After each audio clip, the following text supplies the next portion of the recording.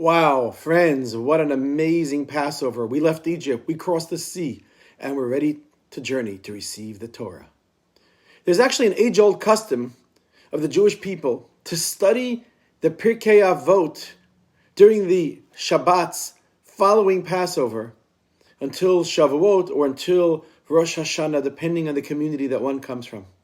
There are several reasons given into studying the ethics of our fathers. Some say to strengthen our interpersonal conduct as preparation for the giving of the Torah, and we want to spiritually be ready for that experience on Shavuot, especially against the backdrop of the tragic passing of the famous Rabbi Akiva students who didn't show respect for one another. So there's a double need to engage in refining our character traits and honoring others. There's another reason why we study the ethics of our fathers during these summer days.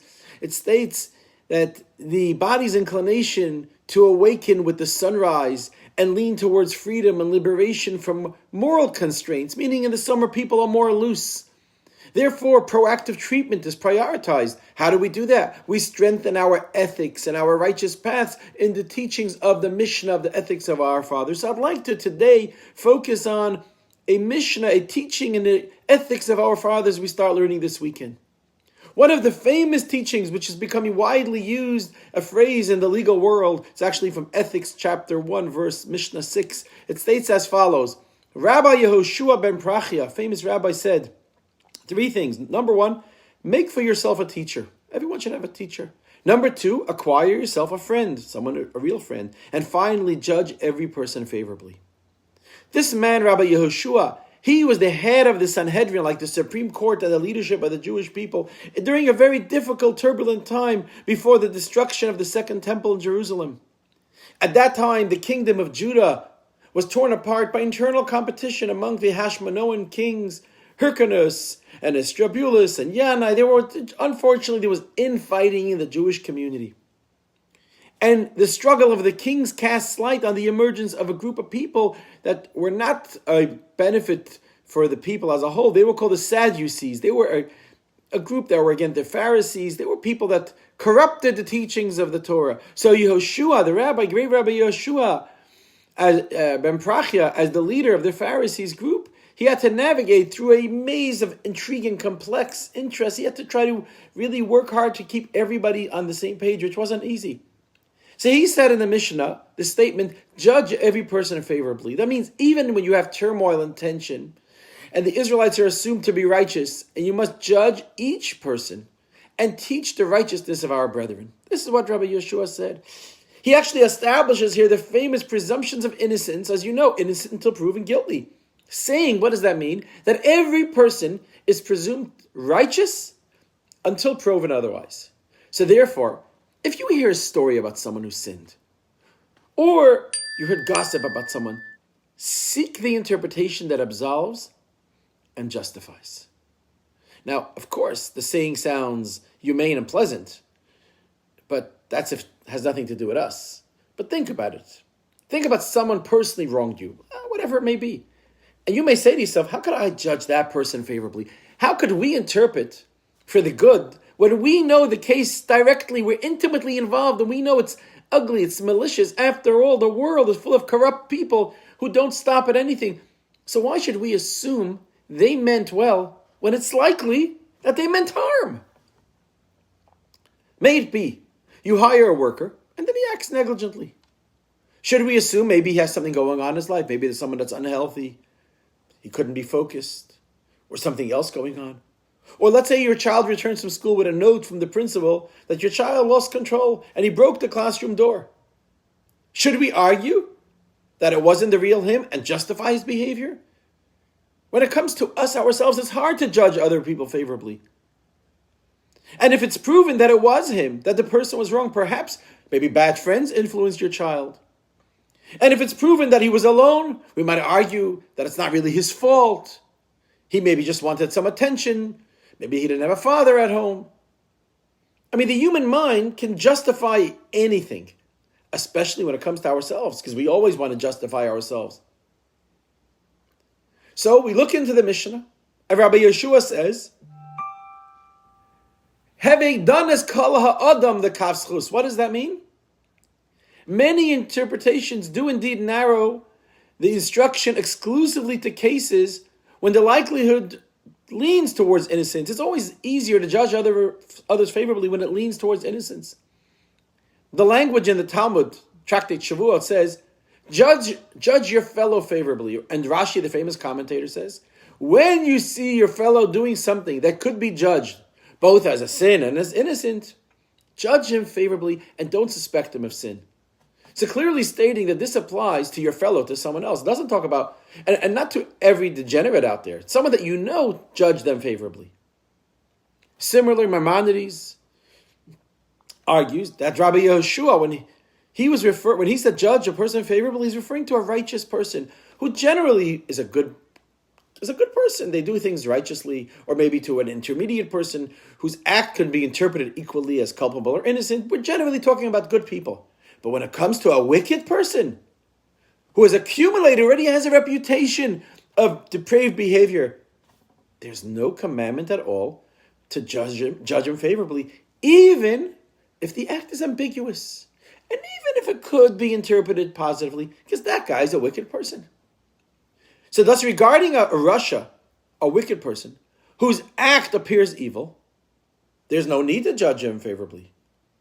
In the sharp language, you know what Maimonides says? I'm quoting to you. He says, when he is wicked and does an act, and all his indications show that he is good, and only has a distant inclination to evil, it's fitting to be beware of him and not believe that he is good. There's a famous story during World War II. There was a terrible hunger in Jerusalem, and people struggled for every piece of bread. And there was a man who had a special treasure. He had a very expensive gold coin, which he was hiding, because from this gold coin he had it as an emergency. If he needed it, you could live for a long time. And he hid the coin so no one should find it. One day he left his home, and when he came back, he was shocked to find that his child took the coin and he brought candy from the grocery store. Whoa, he got really mad. And he ran to the store and he demanded change back for the candy. But the candy man said, your child paid with a tiny small coin, exactly the price of the candy. So there's no change that's due. So the father, he was really mad. And he started yelling hysterically that he was being deceived and defrauded, and that this child couldn't obtain any currency other than the valuable gold coin that I had at home. There was no way, he said, that the child could buy candy with any other currency or any other coin. And he was so upset, he actually went around and he spread this story to everyone in the community, everybody in the neighborhood. And the hungry Jerusalemites easily identified with him because people felt hungry. So they abandoned this honest shopkeeper, the candy man, who lost his assets and he had to close his business. 3 years passed, the war ended, and this man received an anonymous envelope with the gold coin inside with a note that said, Sir, I must ask for your forgiveness. My family suffered terribly from hunger during the war. My wife weakened and was dying, and I fled in despair. And suddenly, I saw your son playing with a gold coin. And I assumed that this child comes from a wealthy family that could survive without the coin. So when the child wasn't looking, I exchanged this gold coin in his hand for a small copper coin. But now that the war is over and my situation has improved, I hasten today to repay my debt. Friends, this is a pertinent example of the need to interpret favorably in a straightforward routine case, because there was no reason that this shopkeeper, your fellow, was lying. If, however, the shopkeeper was irreputable, not your fellow, someone that you didn't have anything to do with, he was not part of your community, perhaps the need to judge favorably is abrogated, according to the teaching of Maimonides. But friends, this might be all fine and dandy, but you know what Rabbi Yehoshua said? Look at his exact words. Unlike the Talmud that says, judge your fellow favorably, and that's why we thought with a fellow, favorably, but someone we don't have to do with, you don't have to be favorably. Rabbi Yeshua said, judge every person favorably. His intention is different. His intention seems to be that every person, even a known evildoer, should be given the benefit of the doubt. So, and famous Rabbi Bachaya, he writes that in every person in the world, so long as the act can be interpreted for the good, we must assume that's the way it was. Why judge a proven wicked person favorably? Is it a commandment? It seems a bit naive to do so. So he says like this. The Rebbe, in his Likutei Sichos in volume 27, presents a most original, innovative solution to this problem. How can you judge a wicked person favorably? The Rebbe says, in addition to the eloquence of the Rebbe's teachings, the implementation and execution of this teachings of the Rebbe can actually enrich our lives in the most beautiful way. The Rebbe says like this: the instruction to judge favorably doesn't pertain to the sin, but to the individual. It doesn't speak about what was in the past, but about what will be in the future. You see, judging favorably speaks to and reveals the possibility to rectify and move forward from here onwards. So Rabbi Yeshua is not guiding us to accuse and deny the sin. Rather, he's conveying that we should believe that the failure was indeed a mistake. Yet the transgressor is greater than his mistakes. Yes, he made a mistake, but his mistake didn't make him. See, the mistake only reflects a small part of his personality. But within it lie in this person some immense qualities where he can rise and he can rectify. And on the contrary, the fact that he sins, it actually indicates that he's a great person. And that the Almighty grants him the power and tremendous energy to return and solve his problems. This person who sinned, has the potential to become a Baal Tshuva.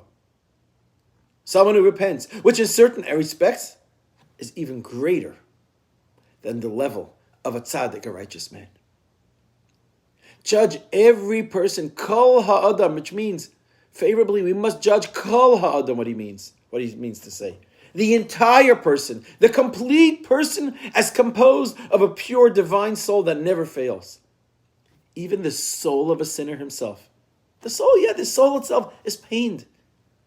It's pained by the failure and mourns the way of the stumbled upon. And from this pain, you know what happens? He gains the power to return and rectify. The pain becomes not a stumbling block, rather a stepping stone to reach greater heights.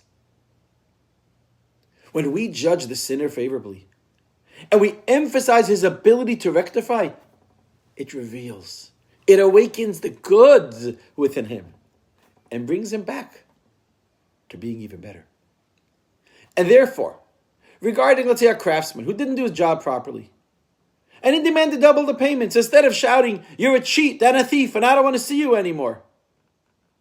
And you know what's going to happen then? He'll continue cheating, he'll continue being a liar, and he'll continue disappointing. You know what you say instead? You say calmly, "What's the point of arguing? After all, you're an honest person who wants us both to be satisfied. So let's settle the matter amicably." Or let's take, for example, regarding the child who broke a classroom door. We can shout at him. And you can say, "I've never met such a rude kid like you." But it's likely, you know what's going to happen? He might work on not disappointing dad. But he's not really going to change. Or we can bite our lips and say, "This behavior is so unlike you. Let's find a way to help you get back to yourself." Friends, words can kill and words can revive. Words hurt and words heal. I saw a beautiful story. I just thought it was so powerful. I had to share it with you today. It's a man named Chaim Slominski from Long Island. He was actually the director of the General Studies Department in the Bavji Yeshiva in Brooklyn, where I learned on Ocean Parkway between H and I. But he was a principal there. He was a teacher there before I was there, many years before. And he said that my father went through all the circles of hell in the terrible war. He lost his entire family in the camp, but he remained whole and he believed in the importance of Jewish life. And this Chaim said, despite my father's efforts to instill in me a love of Torah when I was a child, He wasn't. When he was a student, he says, I wasn't amongst the most outstanding students in my learning. He said, I succeeded in my general studies, but I didn't really have a connection to my Jewish studies, my Torah, my Mishnah, my Talmud, Chassidus, etc. It was in 1959 when he celebrated his bar mitzvah. And his father was very excited. He survived the war. And now his son, who was born right after the war, is having his bar mitzvah. The father lost his entire family in the war. And he wanted to introduce his son to become a proud Jewish man.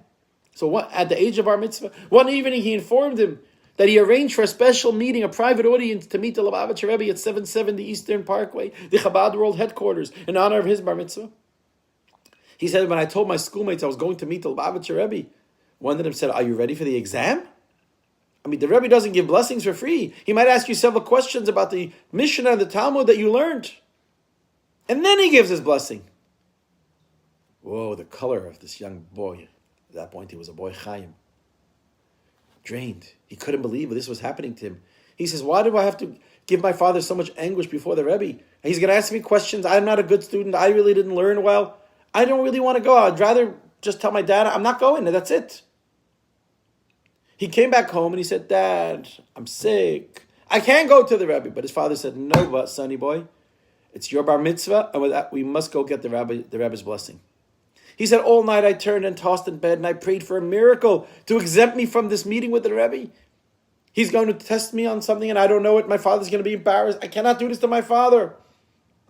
We wake up in the morning and he says, my son Chaim, we're going to the Rebbe. And he says, I was trembling and I came to the Rebbe's room, and after a short conversation in Yiddish with my father, the Rebbe turns to me and says, Chaim, what are you learning in Mishnah?